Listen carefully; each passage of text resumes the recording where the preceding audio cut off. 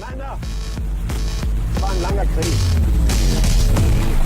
war ein harter Krieg. Ihr habt tapfer und stolz für euer Vaterland gekämpft. Seid eine besondere Truppe, die ineinander einen... Hey everyone, Hydrohead here. I figured since I already had my phone set up on a stand, I'd go ahead and get a couple videos done. So this is Venom 164, The Nativity Part 1. The Nativity is some serious foreshadowing that I was not expecting. Think biblical nativity scene? That's the type of foreshadowing I'm talking about. When I saw it, I was thinking more like primal, getting back to his native side, his more animalistic side. I was like, yeah, this is going to be the introduction to the darkness that's going to be Donny Cates when he takes over. And I was excited. And I was misled. So, like, I think this run of Venom, obviously, I love Bagley. I think all of his stuff, his art is just fantastic. I love his art for Venom. Costa, man, like, sometimes I really like it. Sometimes I really hate what he's doing. Like, in a single issue, he'll do, like, 4 things I love and 3 things I absolutely despise. So, like this, it was going really good. I was liking it. Kind of a boringish start, I guess, but for the most part, I was liking it. It was going good. A little weird, but going good. And then there's this, like, there's just some random dialogue with this bad guy named the Shocker. That is, that was just terrible. It was just terrible. And it really pulls you out of the story. And then you get to the end, and it... Okay, so... before I go any farther, I am going to have spoilers in this. So, before saying any of those, let me just say that I enjoyed reading it for the most part, but I wouldn't tell somebody to spend their money on it. So if you really like Venom, go ahead and check it out. I'm going to have a digital code up, so if you make it through the video and you're the first one to it, then, you know, save yourself some money, check it out online. Art is great. I mean, if for no other reason, the art's worth it. But, the story is, So anyway, spoilers ahead. Go ahead and dip out if you're planning on buying this and don't want it ruined. 5, 4, 3, 2, 1. So, this is, of course, by Mike Costa, Mark Bagley, Scott Hanna is inking, and our colorist is Dono Sanchez Almara. It's a lot of people working on this. Get this really weird start with Carnage. And if you're familiar with Carnage, you'll understand what he's talking about here. He's basically talking about his family, and he's saying some stuff that doesn't make any sense because these people are dead.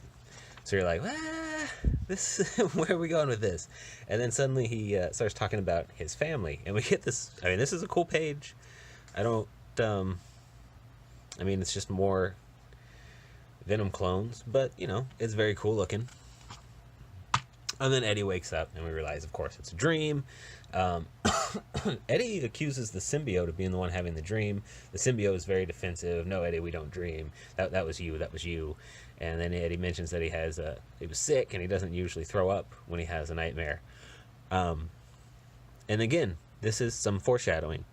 Think sickness, early morning. Obviously, it's still dark out, but we can assume it's early morning, especially as we get farther into it.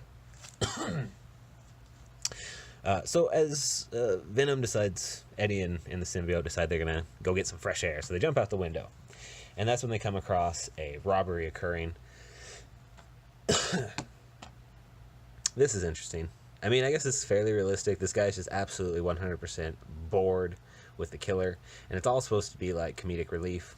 I felt it was a little bit forced and a little bit played out. But I did have some genuine laugh from this guy. Basically, the Shocker's trying to scare him. He's not impressed in the slightest. He tells him that his boss pays a minimum wage and just trash the place. He doesn't care. The guy is pretty offended that this rando isn't scared of him. So he starts threatening him. And then that's when the clerk notices something dropping on his head. And he gets scared. And of course, the Shocker doesn't notice at first. And he's like, yeah. And then, oh, there's something behind me. That played out trope. But awesome Venom page. I mean, it's hard to complain, but it's not. It's not very good dialogue. It's pretty easy to complain, I guess. So, of course, Venom decides to stop the fight. The Shocker starts zapping Venom, but it doesn't hurt him at all, not even in the slightest. So he's just standing there and taking it. And then finally, as the guy really starts amping up the power, it apparently causes the diamonds to vibrate, which starts making a high-pitched squeal. Of course, the symbiote is weak to sound, so he starts getting hurt just slightly. Eddie knows that they can defeat this low-grade baddie without too much of an issue, but for whatever reason, the symbiote basically just tucks tail and flees, abandoning Eddie and causing him to get the shit shocked out of him. And then we get this, I won, I did it, I'm a real villain, guys. Oh, I can't believe I'm so good. And then he runs out in the street and he gets hit by a car. Oh, them baddies, they're so dumb. Am I right? So, and then we immediately go back into something that we find out is a dream, where we see... well, you can see. Basically, she's talking to a baby who turns out to be Venom, or Venom symbiote, and it eats her face. Eddie wakes back up from his nightmare, finds out that the symbiote carried him off, and he starts harassing him about basically abandoning him in that situation, and that we means Eddie and him. And then you get some really weird dialogue from the symbiote that's like, we only means you and I, Eddie. And then he keeps, the symbiote basically keeps referring to itself as we when it's talking in a singular sense to Eddie, which is really weird to you as the reader right now, and it was kind of distracting. It makes sense for the story. I was just like, it was just weird. It was good foreshadowing though. I mean, that part is well done. Don't get me wrong there. I'm just so disappointed on how this ended. So interactions continue, and then we see somebody from Eddie's past. If you're familiar with Eddie Brock's story, then you're going to recognize Claire Dixon. And if you aren't familiar with it, they tell us where you can go back and learn about Claire Dixon. Carnage number 16, Vin Tom. I don't know why her eyes are like this. I thought that was kind of weird. I'm guessing it has something to do with the story. I don't know. It was odd. But anyway, it's a trap. They try and catch Eddie Brock and Venom. They manage to get away. I'm just going to avoid all that. So, oh, good. Here's the digital code. Look at this. I got two hands and I still can't do this properly. All right. Okay, guys. Marvel.com/redeem. My little holder's in the way. There you go. First come, first serve. So, of course, Eddie and the symbiote don't get away. They get captured. And we learn a lot more about what's going on with present-day Claire Dixon, and that everybody's still immensely scared of Eddie having the symbiote. Even though they've had all this other crazy, almost world-destroying symbiote issues, Eddie is still apparently the worst, even though he saved everybody. So I don't know, maybe this just isn't canon. Whatever. But once left alone, we find out that she actually knows more about what's going on with Eddie's symbiote than Eddie does. And we find out that the symbiote is going to have a baby.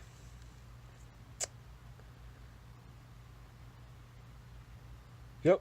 Symbiote's going to have a baby. We don't know if Eddie's the daddy. She calls him the daddy. Does that mean that the symbiote breeds through osmosis and just picked up Eddie's genes while wearing him? Or when Eddie's passed out, is the symbiote like draining him of his seed? These are all questions that I have and that aren't really answered in any way, shape, or form. I guess it makes sense now that the symbiote's a female with the creepy way that Eddie and it talk to each other. But they never really established that. So maybe this baby is Batwoman's, and from the time the symbiote jumped into her brain and started giving her flashbacks so she'd understand what Eddie's coming from. We don't know any of this. Just apparently that Eddie's infected with a pregnant symbiote. Sweet. Can't wait to tune in next time. Alright, guys. That was Venom 164. Real big letdown for me. I don't know. Maybe you guys will enjoy it. Not my cup of tea. But Mark Bagley, of course, killed it with the art. So, you win some, you lose some. Hail Hydra, baby.